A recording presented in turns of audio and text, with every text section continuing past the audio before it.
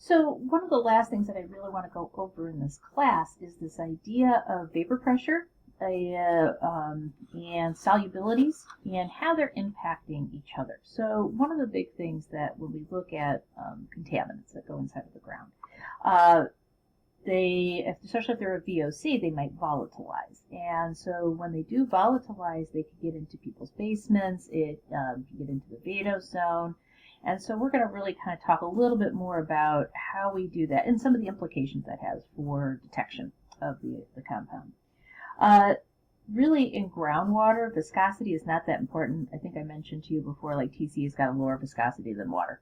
Okay, so when you pour it, it spills. But the more important for that is that interfacial tension, that part where it's pushing against it, trying to push the water out of the way. Much more important than the viscosity of it.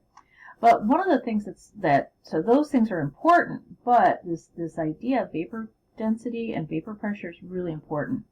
So from a point of view, there's the properties of organic compounds that define their ability to contaminate air and water. Because when we're dealing with contaminant hydro, I think I mentioned to you guys before that there was this one case where they were dumping TCE at Brook and Rockford, and it was right underneath a playground, but it was getting into people's basements. Also, when we're going to be talking about remediation later this week, remediation techniques, that is one of the ways to remediate, is to make it go into a gas and then suck up the gas. So, use it as a giant vacuum. Also, we use this for modeling and predicting. So we can predict where the contaminant is, especially like BTEX compounds.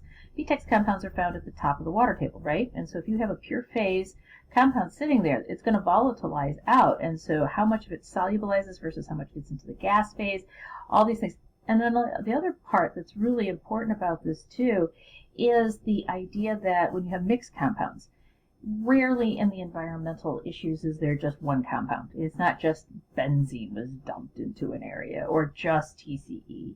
As you're seeing from the civil action, from gasoline spills, from a lot of these things, there's a mix of different contaminants together.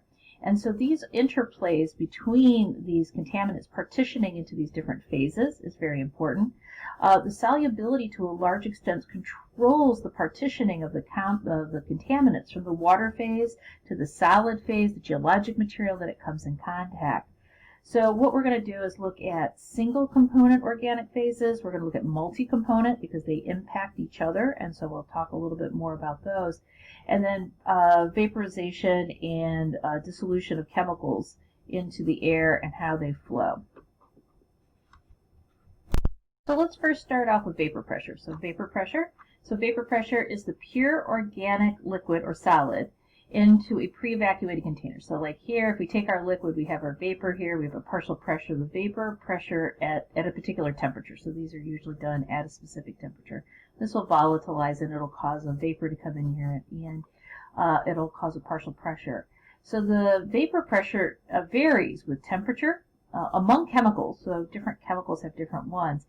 And for multi-component liquids. So like I said, you have a BTEX compounds, you're not just dealing with just benzene, you're dealing with isooctane, and isooctane is a mix of different things.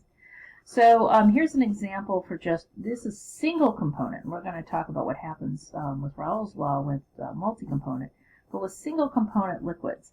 So here's our vapor pressure, here's our temperature, and then this is how much vapor, how easy it is for it to go into a vapor phase. So these are highly volatile compounds. So 1,1-DCA, carbon tet, here's benzene.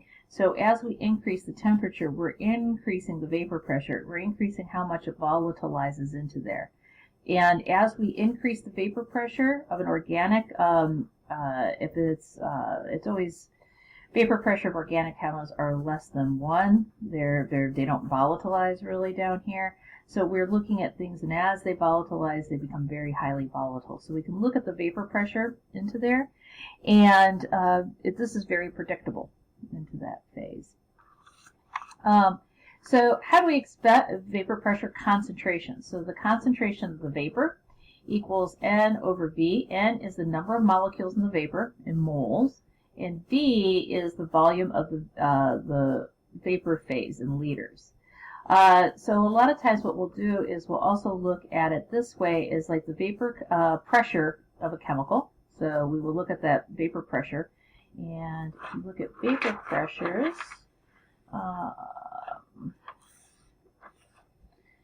you can look them up for different chemicals. So here they are relative to air. Here it is, the vapor pressures. You can look them up for a whole bunch of different chemicals, so you can look that up. R is our gas constant, if you remember that from back when we took chemistry. And T is the temperature in Kelvin. And it has to be in Kelvin and stuff like that. And if you remember, 1 mole is 3.2 times 10 to the 23rd.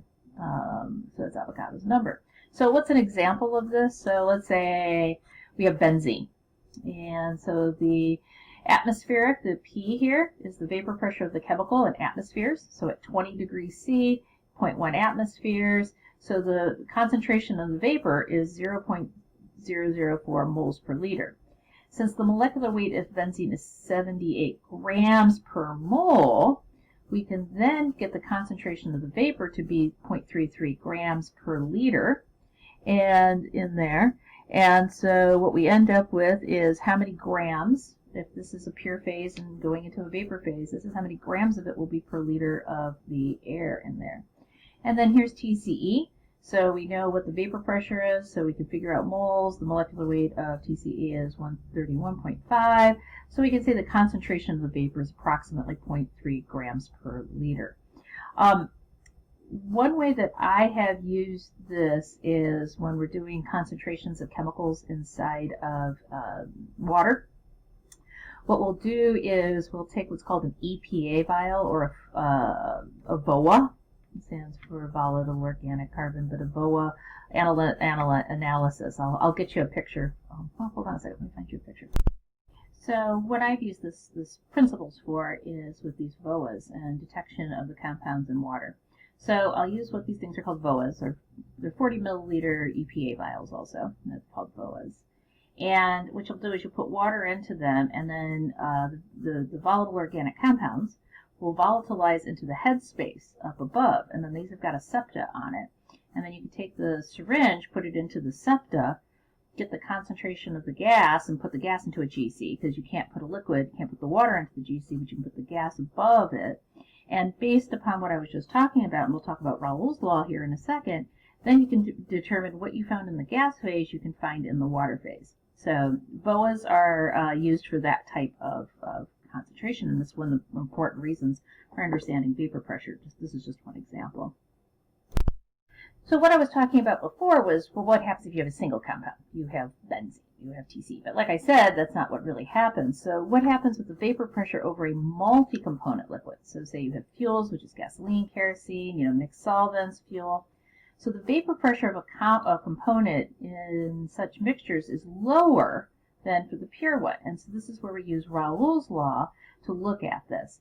So the partial pressure here of our compound is the vapor pressure of the pure component, I, at a temperature of the system, and then the mole fraction of that compound. So what part of the mole here? And so it becomes harder to predict when you have multiple compounds inside of there. But we can do this, and we can look at Raoult's law to make some predictions. And so again, here's some examples of this. So we have a binary mixture. So we have a mix between toluene and benzene as we're going from no toluene to 100% toluene, as we're going from no benzene to a pure phase of benzene over in here. We can look at this, and then this is the vapor pressure of the pure toluene, and then this is the vapor pressure of pure benzene up in here. And then we can look at this binary mix and stuff. And then, so this is the ideal. So, and then we can have a lot of compounds which don't fall along these really, and this is more realistic about what happens in nature. Smaller components can cause a lot of error that's in there, and then we can make predictions because they're related to how much of the compound you have in there. And so this can be caused, and so in some cases, the ideality, this is assumed, but more than likely, it's going to be something along these lines inside of a compound. And here's just another example. Say you had a mix of benzene, toluene, and 1,2,4 trimethylbenzene. So you had these three mixed together. Well, under a single component phase, because we know their vapor pressure, the concentrations in the vapor phase of benzene will be 324, toluene will be 115, and TMB will be 10. Well, let's say we had an equal amount of each one of those mixed together. So here's our mole fractions of each one of them. We know the vapor pressure, and so the concentration here is approximately 1/3.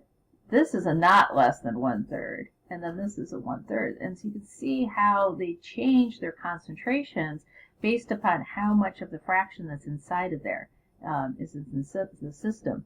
So conclusion, low vapor concentrations do not necessarily imply a lack of organic compounds.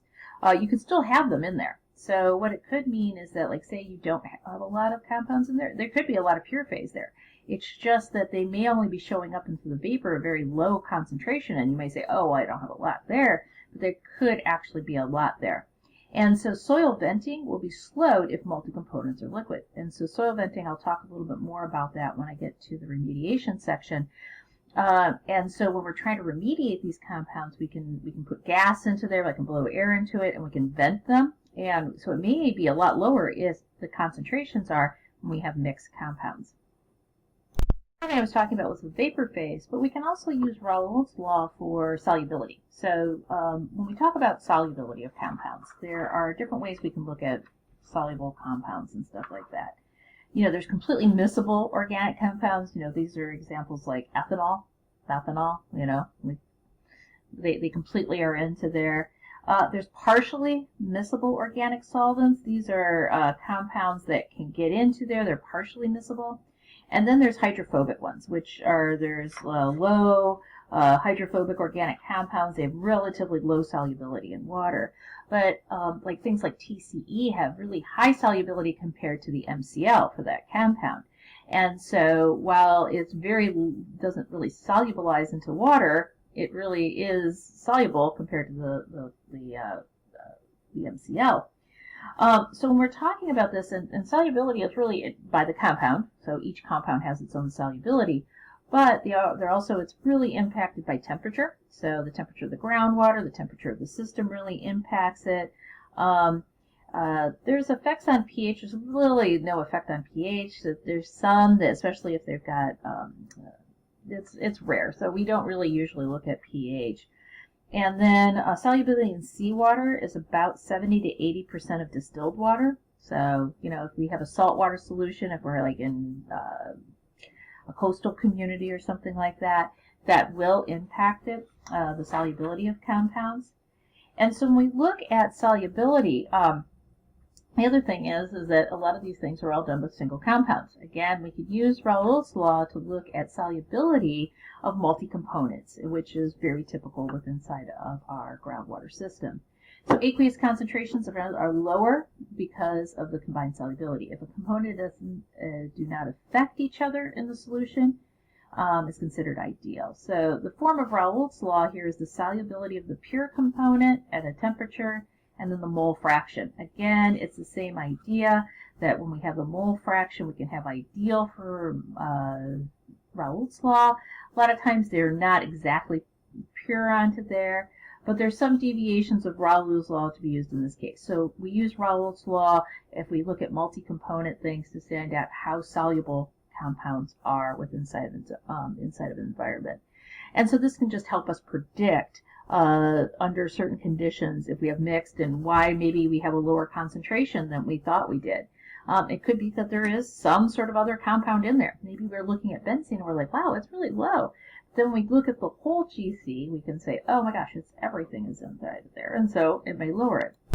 One of the other things is this air-water partitioning, is this idea of Henry's law. Now, the problem I have with Henry's law is there is actually a lot of different versions of Henry's law. And you have to know which Henry's law you're using in order to know if it's predicting your concentration in the air and stuff like that. The one I use, so these are different examples of Henry's law that are out there because there's different forms of it. And so you have to make sure you're in the correct form of Henry's law. So the one that I typically use, because, you know, when I'm using Henry's law, this is the one I usually use, which is the concentration in the air is the concentration, and then we have Henry's law constant. And so we can look up this Henry's law constant. If you notice, these are all Henry's law constants that are in here, and they're all unitless, but they infect this is mole fraction, this is concentration.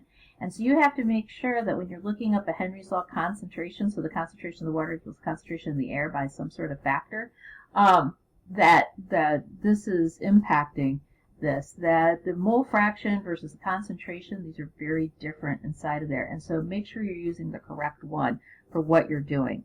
And 2 unitless Henry concentrations are not the same. So this one, the one that is used for the mole fraction, is related to the one that's used for the concentration, but they're not exactly the same. And so there's variations with them. So make sure you know when you're using Henry's Law to determine the concentration in the air from what's in the concentration in the water, you're using the correct Henry's Law. So the applications of Henry's Law, again, this is the contamination in there, and you have to make sure you're using the correct Henry's Law for the correct thing that's in here. The toughest part of all of this is keeping units constant and making sure that you're using moles or using grams inside of there. And so the toughest part, and then it says like if we measure the concentration of the vapor, we can get it into, convert it over into the partial pressure, we can change it over into concentration. And so Henry's Law, while valuable, just make sure that when you're reading the papers and stuff like that, you're using the correct one. That's the whole point of this, is make sure you're using the correct Henry's Law. So this is just a kind of a summary of organic transport processes. So we have our leaking underground storage tank, Less Site, or UST storage tank. What we have here is as the residual DNAPL is going through as a liquid, it'll volatilize, and so we use Raoult's law in order to figure out volatilization. And the vapor transport is controlled by diffusion and the density-driven advection. Okay. Then when it gets down into the groundwater, it dissolves, so we have dissolution controlled by solubility and by the presence of other organic compounds. Again, Raoult's law as this is flowing into here. We use Henry's Law for this exchange between the air-water exchange. We're using Henry's Law inside of here. And then as it is flowing, we have advection transport. So we have dispersion, sorption, and then we have biodegradation that's going on here. And then down here, say we have our DNAPL and it's pulled along a clay and then it finds a fracture. There's dissolution and diffusion into the clay, and that is controlled by the solubility and the DE along the fracture, so the dispersion inside of there. So as you can see, this is all the different equations that we'll be using, why we talked about advection, dispersion, sorption, biodegradation a lot, Henry's Law, Raoult's Law, why we talked about all these different things, and how we use them with inside of the different components, especially of a DNAPL spill.